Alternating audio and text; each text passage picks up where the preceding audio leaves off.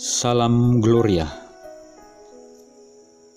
Perkenalkan, saya Melchior Naben dari Sintang, Distrik Pontianak, Kalimantan Barat. Selamat berjumpa kembali dalam Senyum Pagi THS-THM, edisi Senin 8 Februari, Pekan Biasa kelima. Injil hari ini diambil dari Markus bab 6 ayat 53 sampai dengan 56. Marilah kita bersama-sama mendengarkan Injil Yesus Kristus menurut Markus. Yesus menyembuhkan orang-orang sakit di Genesaret. Setibanya di seberang, Yesus dan murid-muridnya mendarat di Genesaret dan berlabuh di situ. Ketika mereka keluar dari perahu, orang-orang segera mengenal Yesus. Maka berlari-larilah mereka ke seluruh daerah itu dan mulai mengusung orang-orang sakit di atas tilamnya kepada Yesus, di mana saja kabarnya ia berada. Kemanapun ia pergi, ke desa-desa, ke kota-kota, atau ke kampung-kampung, orang-orang meletakkan orang sakit di pasar dan memohon kepadanya supaya mereka diperkenankan hanya menjamah jumbai jubahnya saja, dan semuanya menjamahnya dan sembuh. Demikianlah Injil Tuhan. Terpujilah Kristus. Saudara-saudari Senyum Pagi THS-THM yang dikasihi Tuhan. Tema renungan kita pagi ini adalah iman dan tindakan nyata. Pada kesempatan yang berrahmat ini, saya mengajak kita sekalian untuk merenungkan 3 poin sebagai hasil refleksi dari Injil Markus bab 6 ayat 53 sampai dengan 56 yang kita dengarkan tadi. Pertama adalah iman yang sederhana dan tidak rumit. Kedua, tindakan nyata sebagai perwujudan iman. Dan yang terakhir, belas kasih Allah. Para saudara seiman dalam Kristus, setiap kali membaca dan mengikuti perkembangan pandemi COVID-19, kita mendengar begitu banyak orang yang terpapar virus yang mematikan ini. Ada yang mengalami kesembuhan, dan juga tak jarang ada yang menjadi korban dari virus ini. Setiap orang sakit tentu ingin sembuh. Segala macam cara dilakukan untuk mencapai maksud itu. Ada yang datang ke dokter atau rumah sakit. Ada juga yang mengusahakan penyembuhan alternatif dengan mempercayai dukun atau paranormal. Cara yang terakhir ini bukan hanya naif, tetapi juga dapat membahayakan iman Kristen.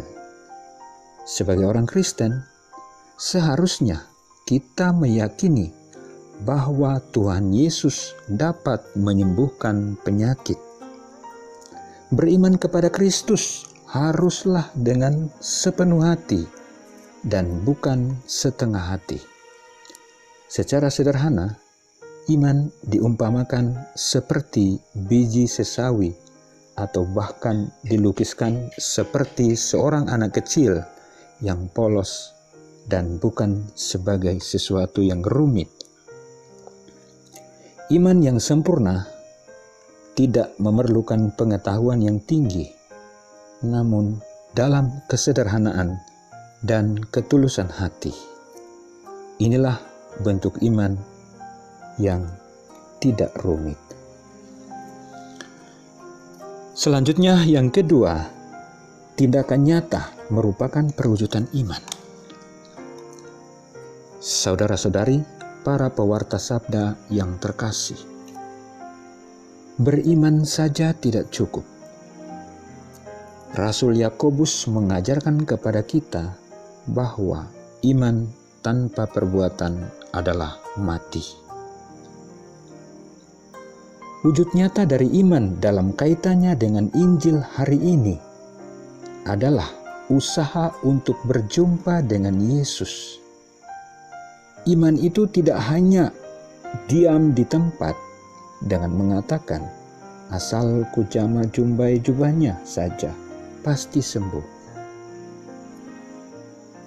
Setiap perjumpaan dengan Tuhan akan membawa perubahan dalam hidup manusia, baik secara lahir maupun secara batin. Perjumpaan dengan Yesus yang sungguh-sungguh terjadi dalam iman. Dulu, orang Yahudi dan orang Farisi kerap berjumpa dengan Yesus, tetapi tidak terjadi perubahan apa-apa dalam hidup mereka, karena mereka tidak percaya akan Tuhan Yesus. Sedangkan orang biasa yang sederhana dan tulus ingin menjumpai Yesus dengan iman kepercayaan mereka, sehingga seperti dikatakan dalam Injil, semua orang yang menjamah jubahnya atau dijamah oleh Yesus menjadi sembuh. Bagi kita, Yesus tidak hanya datang secara fisik, tetapi masuk dalam hati kita melalui Ekaristi. Yesus datang dan menyatu dengan hidup kita, tidak hanya menyentuh. Namun, kalau yang menyambut tubuh Kristus itu tidak mengimani sungguh-sungguh, maka juga tidak terjadi perubahan apa-apa dalam hidup kita.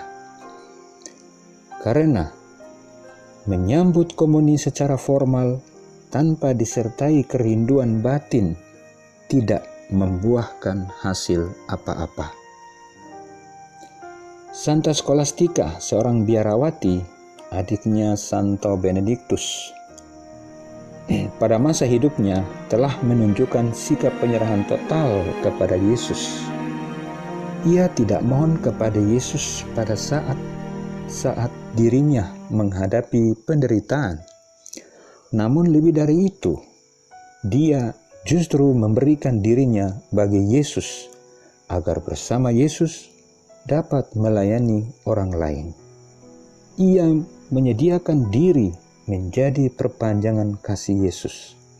Santa Skolastika menolong banyak orang melalui doa-doa dan tapanya.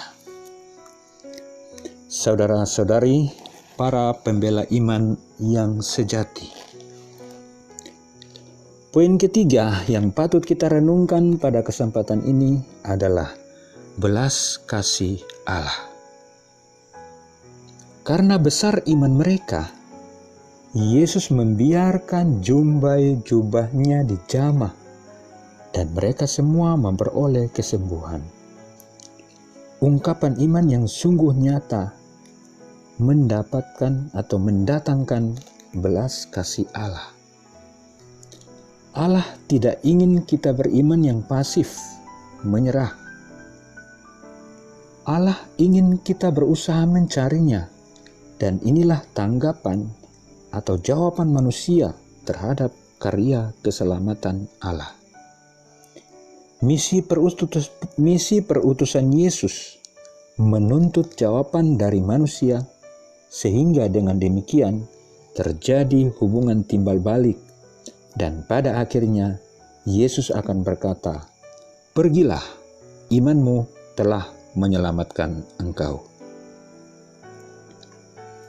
Saudara-saudara yang mengasihi Kristus dimanapun berada,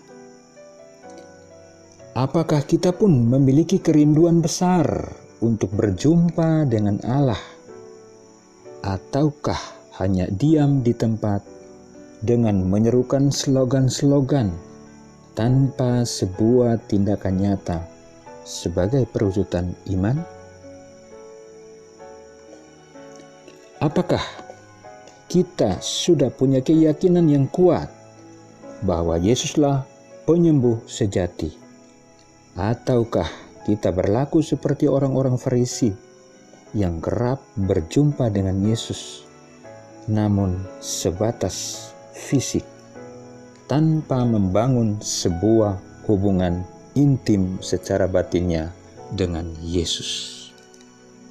Mari kita renungkan bersama.